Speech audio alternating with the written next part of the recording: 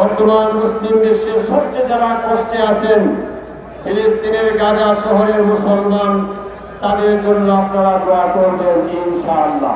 নাগরিক রেসপন্সিবিলিটি থেকে বিশ্বনবী মুহাম্মদুর রাসূলুল্লাহ সাল্লাল্লাহু আলাইহি ওয়াসাল্লামের তরফ থেকে আপনাদেরকে একটি পরামর্শ এবং রিকোয়েস্ট রাখতে চাই। এই যে লক্ষ লক্ষ মানুষ আমরা এখানে সমবেত হলাম, ইনশাআল্লাহ আগামী বছরে 1 বছর সময় আপনাদেরকে আমি দিলাম। এই পৃথিবীর জন্য, দেশের মানুষের জন্য, বাংলাদেশের জন্য প্রত্যেকে ইনশাআল্লাহ একটা করে গাছের চারা বাড়িতে রোপণ করে তারপরে ময়দানে আসবেন ইনশাআল্লাহ। লা ইলাহা ইল্লাল্লাহু আল্লাহু আকবার, আল্লাহু আকবার ওয়া লিল্লাহিল হামদ। আলহামদুলিল্লাহিল মুনি'মিল মুহসিনিদ দাইয়ান বিল ফাদলি ওয়াল জুদি ওয়াল ইহসান بالكرم والمغفرة والامتنان. الله أكبر، الله أكبر، لا إله إلا الله، الله أكبر، الله أكبر ولله الحمد.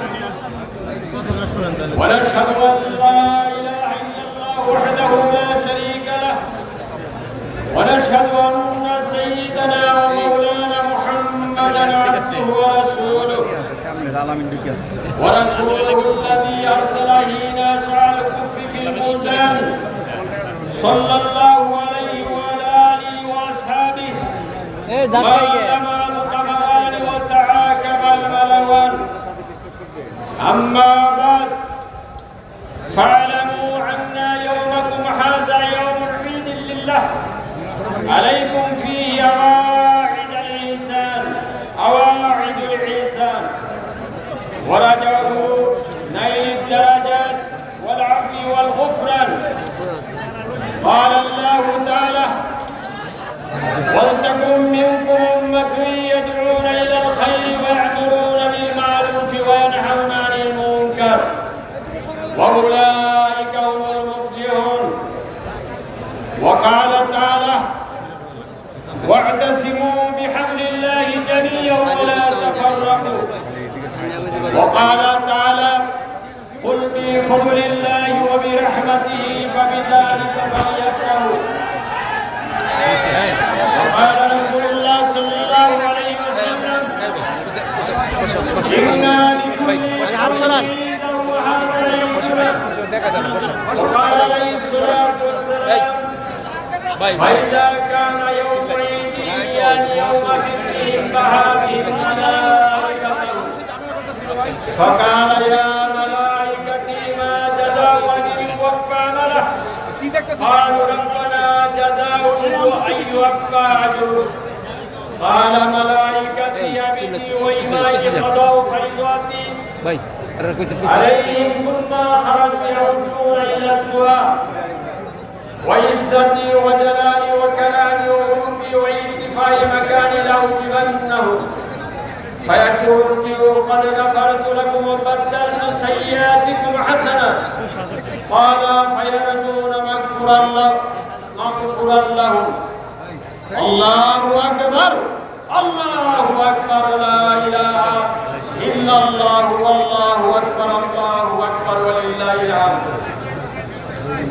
قال عليه الصلاة والسلام: من صام رمضان ثم أتبعه 6 من شوال كان كصيام الدهر.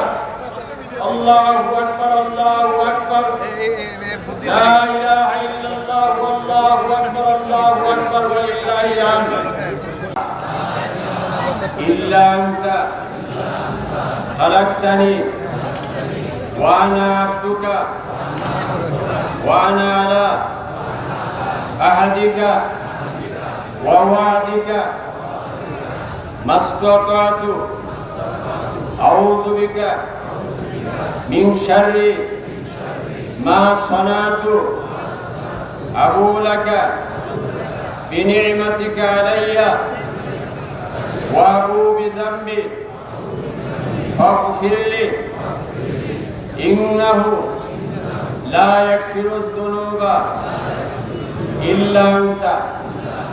اللهم صل على محمد عبدك ورسولك وصل على المؤمنين والمؤمنات والمسلمين والمسلمات اللهم أنزله المقعد المقرب عندك يوم القيامة لا إله إلا الله الله أكبر لا إله إلا الله وحده لا شريك له لا إله إلا الله له الملك وله الحمد لا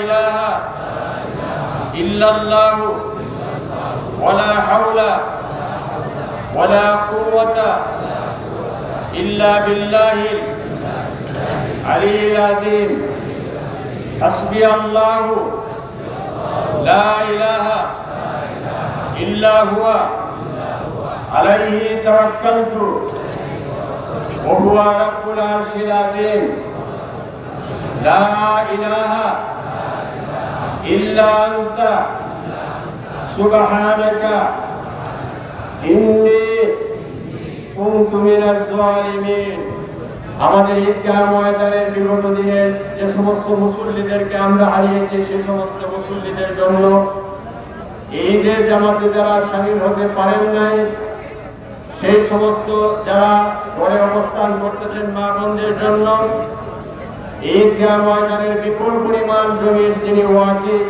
দেওয়ান মান্নান দারকান রহমাতুল্লাহি আলাইহির জন্য 1971 সালের বীর মুক্তিযোদ্ধাদের জন্য বিশেষ করে 2024-এর গণ আন্দোলনে নিহত যারা হয়েছেন আল্লাহ যেন তাদেরকে শাহাদাতের মর্যাদা দান করেন আমরা সকলে বলি আমিন। প্রায় 600-র মতো ছেলে মেয়ে অন্ধ হয়েছেন আল্লাহ যেন তাদেরকে শিফায়ে আজলা দান করেন। আমার ভাইরা ঈদগাহ ময়দানের প্রথম ইমাম ছিলেন এই সুরাকিয়া সন্তান সুফি সাধক সৈয়দ আহমদ রহমতুল্লাহি আলাইহি 1828 সন। এই মাঠ থেকেই তিনি পায়ে হেঁটে মক্কা শরীফ রওনা দিয়েছিলেন। মক্কায় পৌঁছার পর হজের 2 দিন আগে তিনি ওফাতপ্রাপ্ত হন, ইন্তেকাল করেন। 1829 সনে এই মাঠে ইমাম ছিলেন হযরত দেওয়ানবাড়ির সৈয়দ আব্দুল্লাহ রহমতুল্লাহ আলাইহি।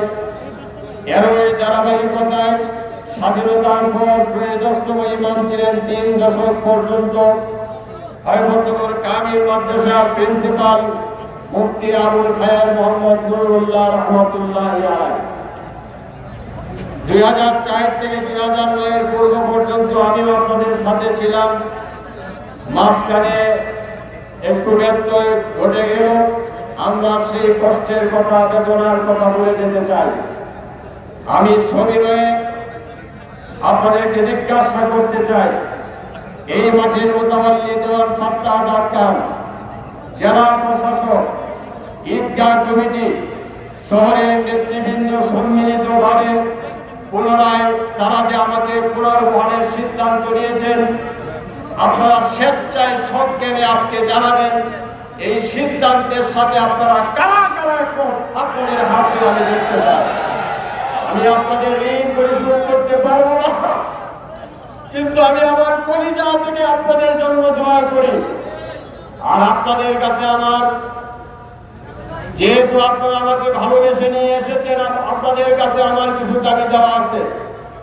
এই একটুখানি যে সমস্যাগুলো আপনাদের হয়েছে এগুলো আগামী বছর ইনশাআল্লাহ থাকবে না, ইনশাআল্লাহ ইনশাআল্লাহ। আর আগামী ঈদুল ফিতরের জামাতে যখন আপনারা আসবেন, আমি নাগরিক রেসপন্সিবিলিটি থেকে বিশ্বনবী মুহাম্মদুর রাসূলুল্লাহ সাল্লাল্লাহু আলাইহি ওয়াসাল্লামের তরফ থেকে আপনাদেরকে একটি পরামর্শ এবং রিকোয়েস্ট রাখতে চাই। এই যে লক্ষ লক্ষ মানুষ আমরা এখানে সমবেত হলাম, ইনশাআল্লাহ আগামী বছরে 1 বছর সময় আপনাদেরকে আমি দিলাম। এই পৃথিবীর জন্য, দেশের মানুষের জন্য, বাংলাদেশের জন্য প্রত্যেকেই ইনশাআল্লাহ একটা করে গাছের চারা বাড়িতে রোপণ করে তারপরে ময়দানে আসবেন ইনশাআল্লাহ। আর এবার হাত তুলেছেন কম। ভাইয়েরা আমার, সাধারণত ঈদ উল ফিতরের জামাতে বেশি পরিমাণে মুসল্লি হয়। যেহেতু আপনারা আমাকে দায়িত্ব দিয়েছেন ঈদ উল আজহার জামাতটাকে আমরা সুন্দর করতে চাই, এবং কিশোরগঞ্জের স্থানীয় যারা নাগরিক রয়েছেন, বিভিন্ন উপজেলায় বসবাসকারী, আপনারা দয়া করে মেহেরবানি করে কুরবানির 3টা দিন থেকে 10, 11, 12 জিলহজ যারা কুরবানি দিতে পারেন না, যারা দিতে পারেন তারাও এই ঈদ উল আজহার জামাতে ইনশাআল্লাহ শামিল হবেন।